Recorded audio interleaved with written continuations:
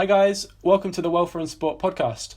Welfare and Sport is a campaign group run by students at the University of Nottingham, aiming to promote mental health through sport. Joining me today is Meg. Hi, my name's Meg. I'm a fourth year medic and I am one of two of the Welfare and Sports events managers. And joining us as well is Alec. Hi, I'm Alec. I'm an alumni. I've just graduated, but I was the chair of the Welfare and Sport Network last year.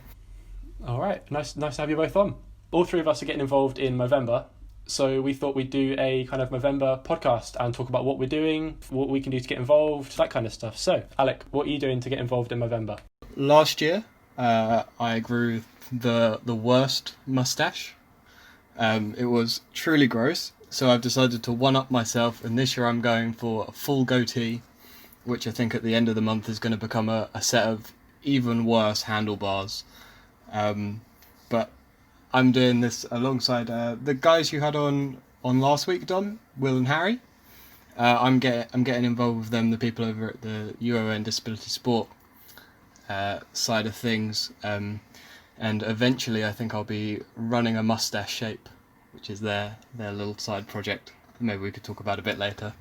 So this year I'm doing it for the first time, given there's no swimming competitions that could possibly, form drag or some rubbish like that, I keep telling myself. I will also be growing a moustache. As of last night, I decided to shave my hair on the complete wrong setting. So my moustache 7 days in is actually longer than my actual head of hair. So kind of embarrassing, but there we go. Meg, what are you doing this year? Well, I can't grow a moustache, so I've got to do something actually hard. Me and as part of water polo, which is my sport, we're doing Move for Movember. So we're going to run the 60k Movember, which I'm sure a lot of people are doing, which will be a challenge for me because I like running, but not that much. Definitely not 60k. And so I'm doing that, and I've also decided to do, along with some others, 3,000 press-ups in November. And considering I can't really do press-ups, it's actually quite hard. I didn't realise how hard it would be. But here we are, we're on day, 7 now? And, I've got my 100 to do today, but I've done 600 so far. So, it's really hard actually, but definitely a challenge. What's harder, the 60 kilometre run total or the 100 press-ups a day total? I think 100 press-ups a day, I think you can break down the run into, I think it's about 15k a week, which isn't too bad if you do lots of little runs. But 100 press-ups a day, and I missed a day out as well, so I had to do 200 in one day. Oh. So my chest is really sore now, but hopefully I'll be pretty stacked at the end of it. Hopefully. What's the kind of breakdown of press-ups? Is it like 10 sets of 10, or is it like... Yeah, to start with, it was definitely 10 sets of 10, but I've got way better now. So yeah, I think I'm doing at the moment like maybe 20 at a time like that. Yeah. Good for you. Yeah, that's awesome. Yeah, no, I actually really like the idea of the like a push-up based challenge, because obviously there's the 60k that Movember the brand itself is pushing, but push-ups are really good idea for, especially at the moment, maybe with people self-isolating. At the time of this podcast, I'm COVID positive right now. I am okay. I'm a lucky youthful asymptomatic. Oh, that's good. That is very good. But the idea, 60k for people that are having to stay inside. If you're going to still try and do 60k, but you half your time to 2 weeks. Yeah, that's hard, quite the challenge. Yeah. For something, if you want to manage progression, being able to do something that's bodyweight exercise based at home is a really fun way of still doing something that is very impressive. And I think I'd agree, push-ups are probably more challenging than running from my perspective. Yeah, and I'm really rubbish at them anyway, so I love challenging myself anyway, so it's really good to actually do something really hard.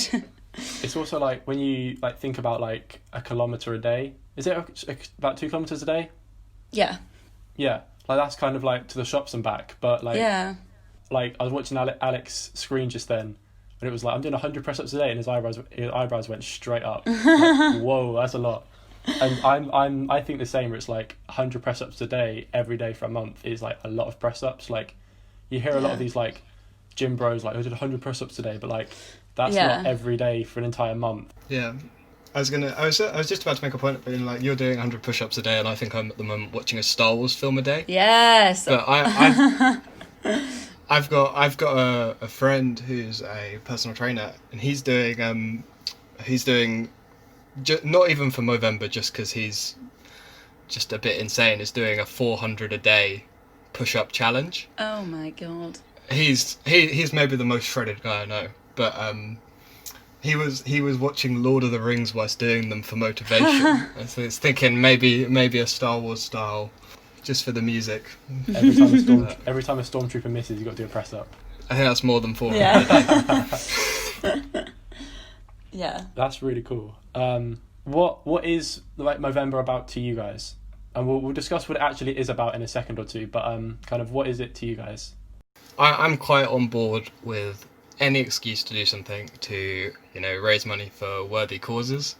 I mean, from a lot of what I did at university for volunteering was very welfare focused. So obviously the work that Movember does and the money it raises for projects that look to combat, particularly some of the scary statistics surrounding suicide and men's mental health, is huge. So that's sort of more the focus for me.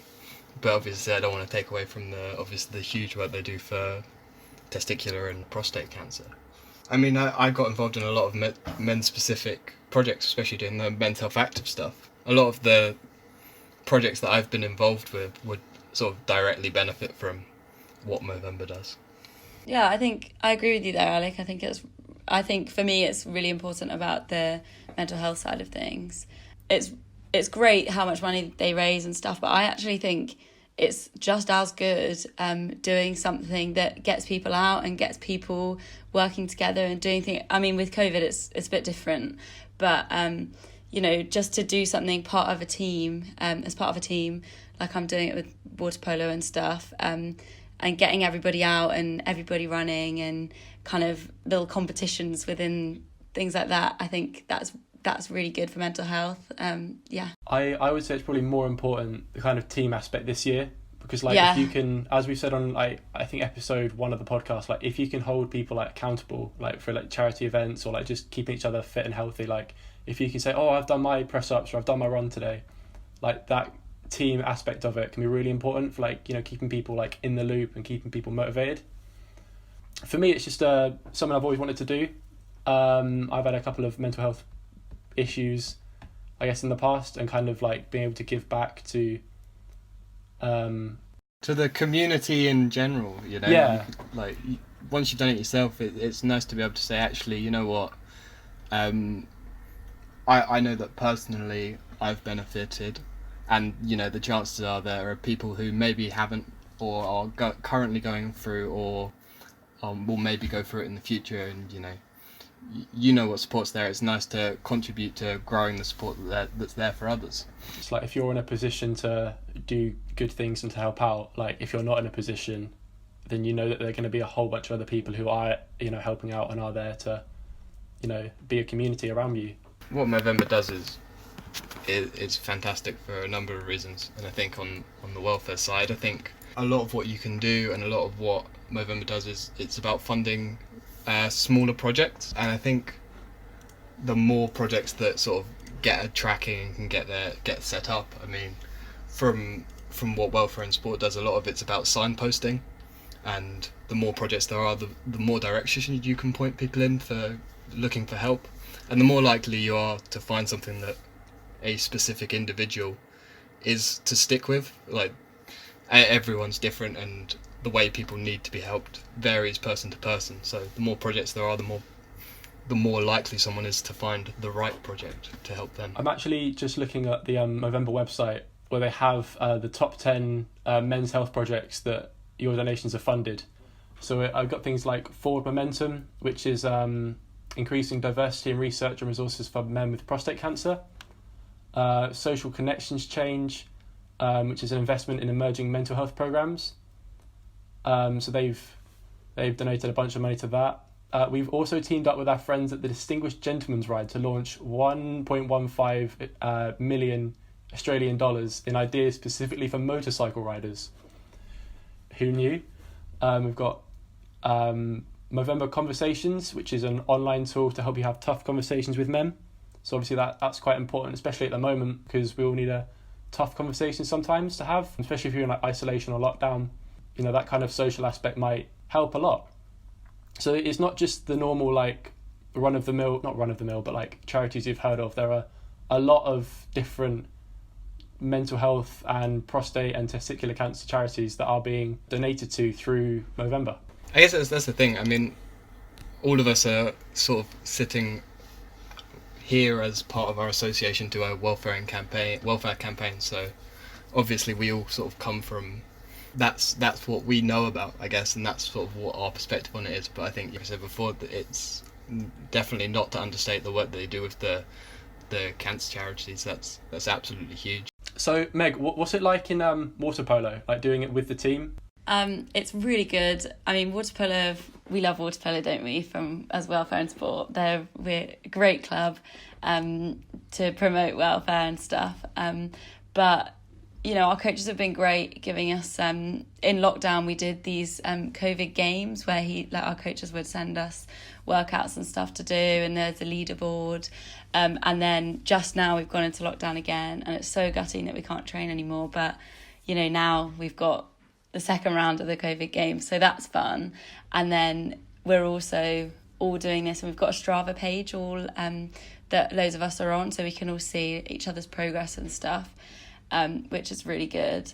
And I guess it motivates me a bit more, because when I see that my friends have been out for a 10k run, I think, I should go for a 10k run rather than a 5k run. But it's great being part of a team to do it. It motivates you a bit more, I guess, as well. And you're right about accountability, because if they've all done it and they're like, well, come on, you're 30k behind us. Yeah.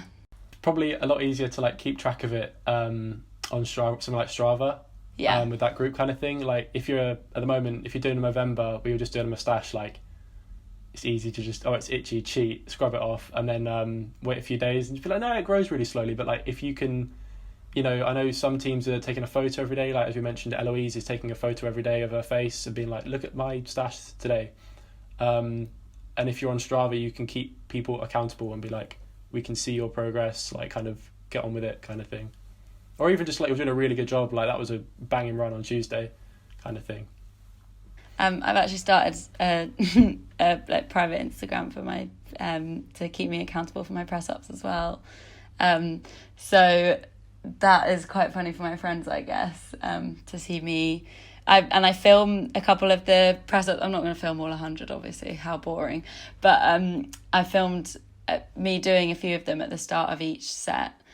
And it's good actually to watch how my form is improving the more I do it, because at the start it was embarrassing how bad I was.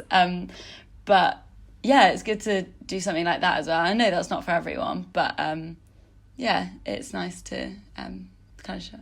You could do something like where you could ask like the people that follow the private one and be like, if you donate, I'll let you choose what type of push-ups I do for the last 10 on a day or something. Oh, that's brutal. Get some that is requests so in. horrible. You don't know my friends; they would kill me.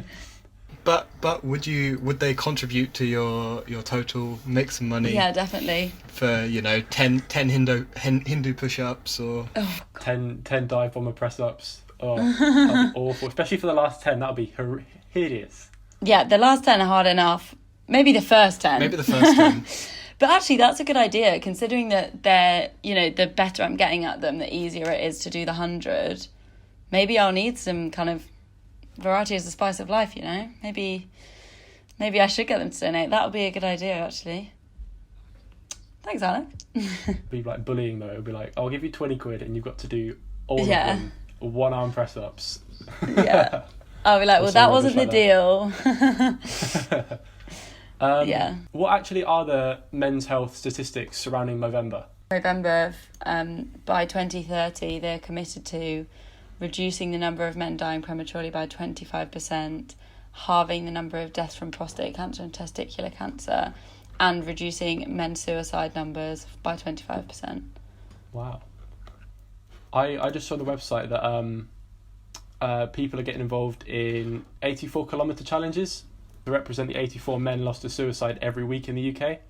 We mentioned it last week, actually. On the 60-kilometre challenges, that's to represent the 60 men that lose their lives to suicide every hour in the world. It's really harrowing, and I think like that kind of statistic, when you pair it with what you were just saying, Meg, about the long-term goals about what Movember's committed to, I think that really that's really what speaks for itself. And I think if you're trying to encourage people to, not even necessarily people to donate to you, but if you're looking to try and encourage people to get involved, I think like those aims, they're so, I don't know, I think they're huge, and they're such, I don't know, such a worthy cause. I think that's the way to convince people to get on board, in my opinion. That's the way to do it, is to be like, look, this is what we're trying to do.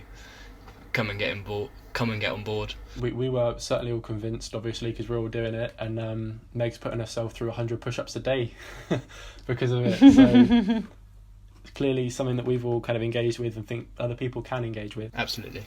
I will encourage everyone to go and donate to the Men's Health Active and Disability Sport Movember campaign. I've got involved with that one, despite not being a student. I've decided to sign up with those guys.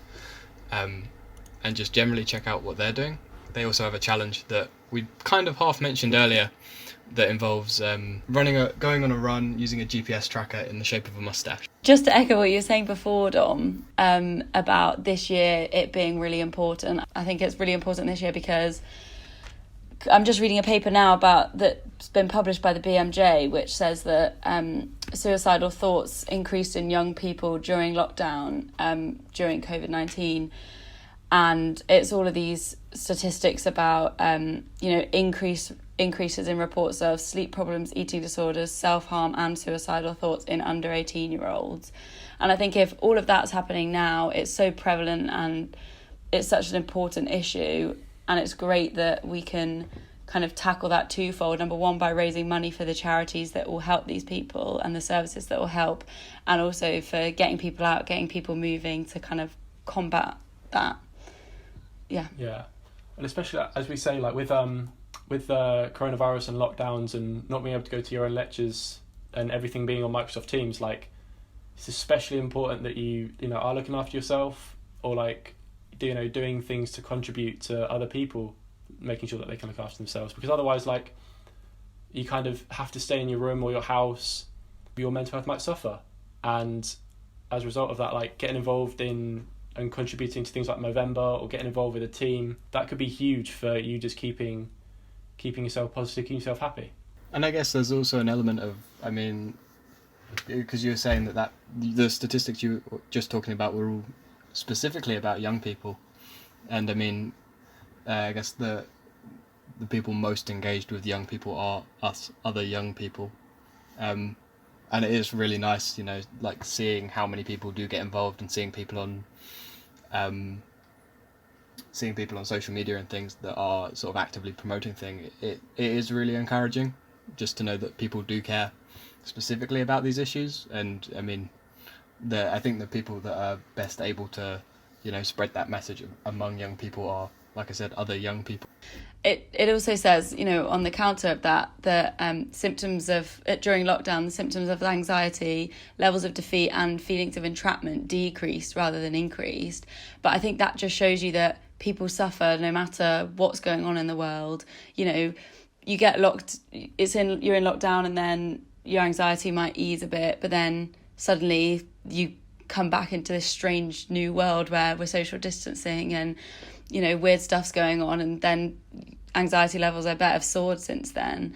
So I think it's just so important to like look out for each other, and I think what we're all doing is like really gonna help that, I hope. It's gonna be weird when we all come out of all the lockdowns and they're like, you're all good, there's no more coronavirus, and we're like, but really? Like, yeah, over a year. Yeah, it's gonna be really strange. So podcast when that happens. Can't wait. All right, so has anybody got anything else to add? No, I don't think so. No, No? I don't think so. All right. With that, I think we'll wrap it up there. So thank you all for listening. Thank you to Meg and Alec for getting on board. It's lovely being. Thank you very much for having us, Dom. And you'll hear from us soon. So look after yourselves and goodbye.